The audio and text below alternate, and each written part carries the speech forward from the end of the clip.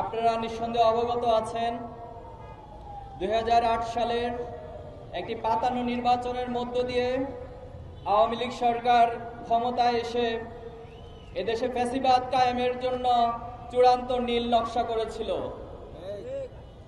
তারা 2006 সালের 28 অক্টোবরের লগি বৈঠার গণহত্যা সারা বিশ্ব দেখেছে কিভাবে মানবতার উপর মানুষ পিটিয়ে সেই লাশের উপর নৃত্য করেছিল।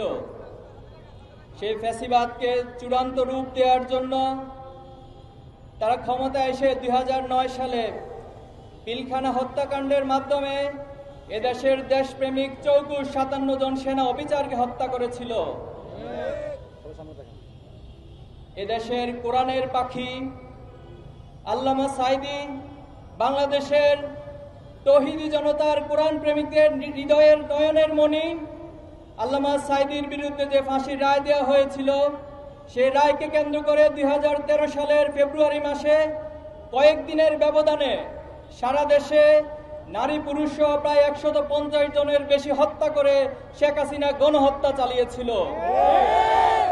সেই গণহত্যার ধারাবাহিকতায় 5ই মে এই শাপলা চত্বরে রাতের আধারে বাংলাদেশের প্রথিতযশা আলেম ওলামা, মাদ্রাসা শিক্ষার্থী, তৌহিদি জনতা, সাধারণ মানুষের উপরও সেই গণহত্যা চালিয়েছিল।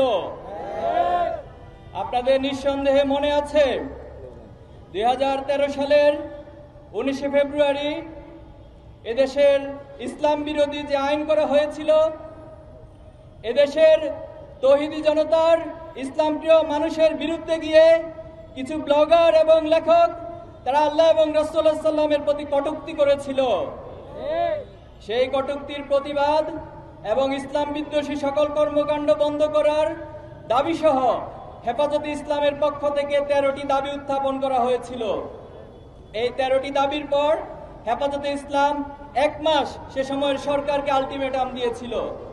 কিন্তু দুঃখজনক হলেও সত্য, সরকার হেফাজতে ইসলামের সেই 13টি দফাকে উপেক্ষা করে ইসলাম বিদ্বেষী একটি চক্রকে দিয়ে শাহবাগে গণজাগরণ মঞ্চের নামে ইসলাম বিদ্বেষী প্রপাগান্ডা এবং কর্মকাণ্ড চালিয়ে যাওয়ার এক মহা উৎসব করেছিল। হেফাজতে ইসলাম সেই 13 দফা দাবি মেনে নেওয়ার জন্য 5ই মে 2013 সালে ঢাকা অবরোধ কর্মসূচি দিয়েছিল। সেই ঢাকা অবরোধ কর্মসূচিতে সকাল থেকেই ঢাকার প্রবেশ মুখে মাদ্রাসা শিক্ষার্থী, আলেম ওলামা সহ সর্বস্তরের জনগণ রাজপথে নেমে এসেছিল। কিন্তু শান্তিপূর্ণ সেই অবস্থান কর্মসূচিতে দিনব্যাপী আইন শৃঙ্খলা বাহিনীর সাথে আওয়ামী লীগ, যুবলীগ, ছাত্রলীগের সন্ত্রাসীরা অস্ত্রসহ তৌহিদি জনতার উপর হামলা চালিয়েছিল। আপনাদের নিঃসন্দেহে মনে আছে সেই দিন এই বাইতুল মোকাররমের আশপাশে দৈনিক বাংলা সহ এই আশপাশের প্রতিটি দোকানপাটে তারা লুটতরাজ করে অগ্নিসংযোগ করেছিল। সেই অগ্নিসংযোগ করে হলুদ মিডিয়ার মাধ্যমে তারা সে দায় হেফাজতে ইসলাম এবং তৌহিদি জনতার উপর চাপানোর চেষ্টা করেছিল। সেদিন সারাদিন ব্যাপী সেই হত্যাযজ্ঞ এবং হামলার মধ্য দিয়ে প্রায় 18 জন তৌহিদি জনতা ইসলাম প্রিয় আলেম ওলামাকে তারা শহীদ করে দিয়েছিল। সেদিন সন্ধ্যাবেলায় এই শাপলা চত্বরে আমরা ছিলাম। এই শাপলা চত্বর সাধারণ জনতার দাবি উঠেছিল যে 18 জনকে শহীদ করা হয়েছে, এই শাহাদাতের উপরে এই সরকারের সাথে আর কোনো আপোষ চলতে পারে না। তখন তারা 13 দফা দাবি মেনে না নেওয়া পর্যন্ত এই শাপলা চত্বরে অবস্থান করার সিদ্ধান্ত নিয়েছিল। কিন্তু দুঃখজনক হলেও সত্য, রাতের গভীরে যখন ক্লান্ত পরিশ্রান্ত হয়ে আলেম ওলামারা এখানে বিশ্রাম নিয়েছিলেন, এই পিচ ডালা রাজপথে তারা ঘুমন্ত অবস্থায় ছিলেন। অনেকে হয়তো সে সময় নামাজ এবং আল্লাহর জিকিরে মশগুল ছিলেন। কিন্তু রাত যখন 2:30 বাজে যৌথ বাহিনী এবং আওয়ামী গুন্ডারা একাট্ট হয়ে এই আলেম ওলামাদের উপর, ঘুমন্ত সর্বমানুষ সাধারণের উপর যে নারকীয় হত্যাযজ্ঞ চালিয়েছিল, সেদিন আপনাদের নিঃসন্দেহে মনে আছে মুহুর্মুহু সাউন্ড গ্রেনেড, টিয়ার শেল এবং গুলি করে এই রাজপথকে রক্তে রঞ্জিত করা হয়েছিল। সেদিন দিক বিদিক ছুটে গিয়ে প্রায় কয়েক হাজার মানুষ সেখানে শহীদ হয়েছিল। যদিও এটা এখনো তদন্তের মাধ্যমে, সুষ্ঠু তদন্তের মাধ্যমে সঠিক সংখ্যা নিরূপণ করা যায়নি। অধিকারের রিপোর্ট অনুযায়ী 61 জনের শাহাদাতের কথা বলা হয়েছে। বিভিন্ন গণমাধ্যম এবং আন্তর্জাতিক সংস্থার মাধ্যমে প্রায় 200 জনের বেশি শহীদ হওয়ার ঘটনা উল্লেখ করা হয়েছে। আমরা বলতে চাই, এই শাহাদাতের পথ মাড়ি দিয়ে আজকে 2025 সালের যে জায়গায় এসে আমরা দাঁড়িয়েছি, আমরা বলতে চাই এই শাপলা চত্বরের গণহত্যার বিচার অবশ্যই করতে হবে। শাপলা চত্বরের এই গণহত্যার বিচারের পাশাপাশি পিলখানা হত্যাকাণ্ড, আল্লামা সাঈদীকে কেন্দ্র করে, রায়কে কেন্দ্র করে যে গণহত্যা সহ জুলাই আন্দোলনে যতজন শহীদ হয়েছেন, প্রত্যেকটি গণহত্যার সুষ্ঠু বিচার অবশ্যই করতে হবে। আমরা দাবি করতে চাই, সুষ্ঠু তদন্তের মাধ্যমে শহীদদের সঠিক সংখ্যা, সঠিক তালিকা প্রকাশ করা হোক। আমরা আরো দাবি জানাতে চাই, শাপলা চত্বরের এই ঘটনাকে কেন্দ্র করে রাষ্ট্রীয়ভাবে শাপলা গণহত্যা দিবস ঘোষণা করা হোক।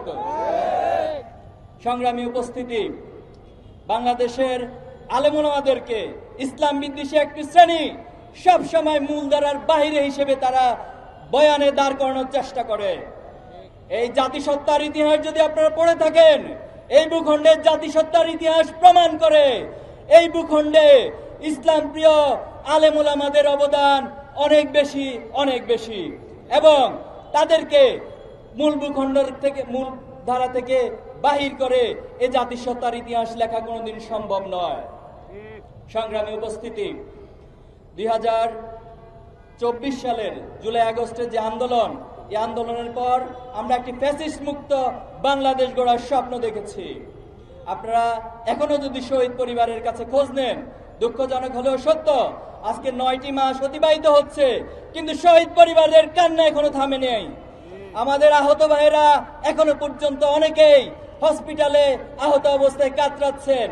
শহীদ পরিবারগুলো এখনো বিচারহীনতার মধ্য দিয়ে যাচ্ছে, তারা এখনো বিচার দাবি করছে। দুঃখজনক হলেও সত্য, অনেক আসামি যারা গণহত্যার সাথে সম্পৃক্ত ছিল, তারা আমাদের শহীদ পরিবারদেরকে বিভিন্ন হুমকি দামকি দেওয়ার চেষ্টা করে মামলা প্রত্যাহারের জন্য তারা হুমকি দিচ্ছে। সংগ্রামী উপস্থিতি, আজকে যারা সরকারে বসে আছেন, যারা প্রশাসনে আছেন, আপনারা অবশ্যই এই গণহত্যার সুষ্ঠু বিচার আপনাদেরকে করতে হবে।